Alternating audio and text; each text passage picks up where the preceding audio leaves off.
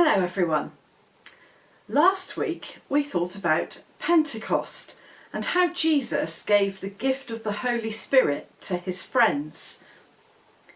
Some people call Pentecost the birthday of the church because it's when Jesus' followers first began to work together to tell the world the story of Jesus. You can read about it in the Bible in the book of Acts, which is short for the Acts of the Apostles. The book tells us some of the adventures that Jesus' friends had as they went all over the world telling people about Jesus and his love. Perhaps you could look at a map later and find some of the places they went to. Jesus' friends always went on their journeys in groups, or at least in twos, never alone. Part of the result of the Holy Spirit working in their lives was that they all felt they needed each other as they founded the church and told people about Jesus. I'm going to tell you a story, but not a Bible story today, to help us think about why they did that, why they felt they needed each other when they told everyone about Jesus. Once upon a time, deep in a jungle far, far away, there was a large open area of grassland. This wide clearing was surrounded in every direction by the tall and dense trees of the rainforest. Right in the centre of the open land was a tall baobab tree with its great chunky branches stretching outwards and upwards, like an ancient king proudly showing to all the other trees his special kingdom from his throne at the centre. In fact, each of the four edges to this open land was a boundary to other kingdoms, which were each the territory of four of the more colourful animals of the forest world. One side was ruled by the giraffe, one by the lion, one by the toucan, and the fourth by the warthog. In her kingdom, the giraffe walked slowly with her neck stretched up high, chewing at the leaves she could take from the topmost branches of her part of the forest. In his kingdom, the lion walked cautiously with a stately manner, growling from time to time as he surveyed his part of the forest. In his kingdom, the toucan flapped his wings constantly as he hopped from branch to branch, eyeing all that went on in his part of the forest. In her kingdom, the warthog shambled along awkwardly, snorting and sniffing as she made her way clumsily through her part of the forest. Now, the amazing thing was that whenever any of the four animals reached his or her edge of the forest world, then they would come to an abrupt halt. They never went any further than their forest boundary. None of them ever went onto the open grassland that belonged to the baobab tree. And that was how things always were. Each minded his or her own business. They didn't acknowledge each other. They didn't talk to each other. In fact, they quite positively kept away from each other, viewing the other three animals with suspicion. After all, what need was there to step out of their part of the forest? Didn't they have the very best bit? Wasn't their part of the forest by far the most comfortable, interesting, or suitable for their particular needs? There was no need to cross the clearing and visit the other parts, and so they never did. The giraffe enjoyed reaching up to the leaves high in her trees. The lion enjoyed snoozing in the long grasses beneath his trees. The toucan enjoyed the rich greenery and excellent perches high up in his trees. The warthog enjoyed squelching through the muddy ground at the foot of her trees. And so life went on. Until one night there was an almighty crash that woke up the whole rainforest for miles around. And it came from the clearing, and it had something to do with the great baobab tree. By the pale light of dawn, each of the animals crept to the edge of their part of the forest to see what it could be.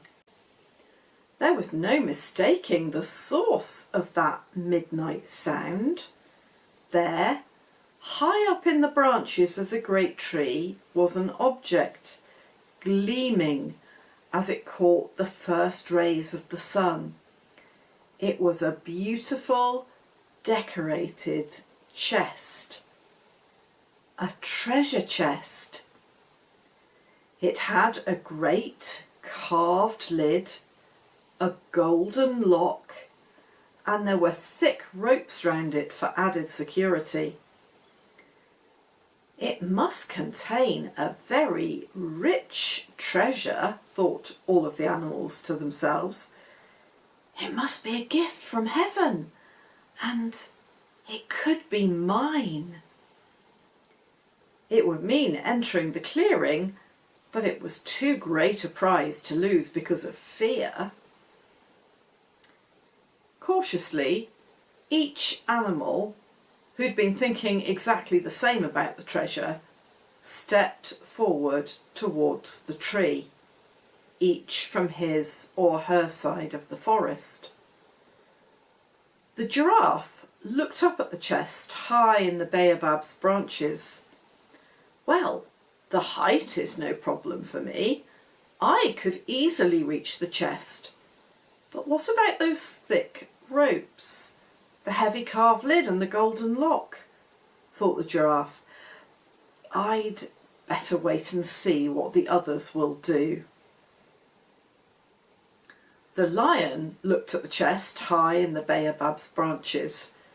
Well, those thick ropes would be no problem. I could easily shake them loose. But what about the golden lock and the carved lid? And how can I get it down to the ground? Thought the lion.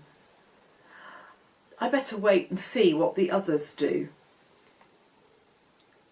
The toucan looked at the chest high up in the baobab's branches. Well, that golden lock won't be a problem. I could easily pick it open. But how will I get it down? And what about the thick ropes and the heavy carved lid? Thought the toucan. I'd better wait and see what the others will do. The warthog looked up at the chest high in the baobab's branches. Well, that heavy carved lid won't be a problem. I could easily prise that open with my tusks. But how will I get it down? And what about the thick ropes and the golden lock? Thought the warthog. I'd better wait and see what the others will do. And so they waited. And they waited. And they waited. But nobody moved. Then the idea must have come to all of them at the same time. They realised what they would have to do if they wanted to discover the treasure. They exchanged glances, knowing looks, and even a smile or two, and then each animal moved up to the tree, closer to the treasure and closer to each other than they'd ever been before. The giraffe made the first move, and reaching up with her long neck, prodded the chest with the little horns on her head, and slowly but surely dislodged the chest from the branches so that it came crashing down to the ground. The lion moved in next and grabbed the thick ropes around the chest in his sharp, fierce teeth, and he shook and shook until slowly but surely the ropes loosened and he could pull them away from the treasure chest. The toucan moved in next, and with his long, sharp beak he began to pick at the golden lock, twisting and turning, till slowly but surely the lock clicked open and the clasp sprang up. Finally, it was the turn of the warthog. She moved in and carefully inserted her great big tusks under the lid, and using all her strength began slowly but surely to prise open the heavy wooden lid to reveal the treasure. But just as the lid fell back, there was a great crash like the one they'd heard in the night, but this time there came also a blinding flash of light. When the animals recovered from the glare, they looked for the treasure. But to their amazement, it was gone. The chest had disappeared. There was no carved wooden lid, no golden lock, no thick ropes. The treasure chest had completely disappeared. The four animals looked around in surprise and then looked at each other. It was then that they must all have thought the same thing at the same time, because slowly but surely they all began to smile. They realised that they had discovered the treasure after all.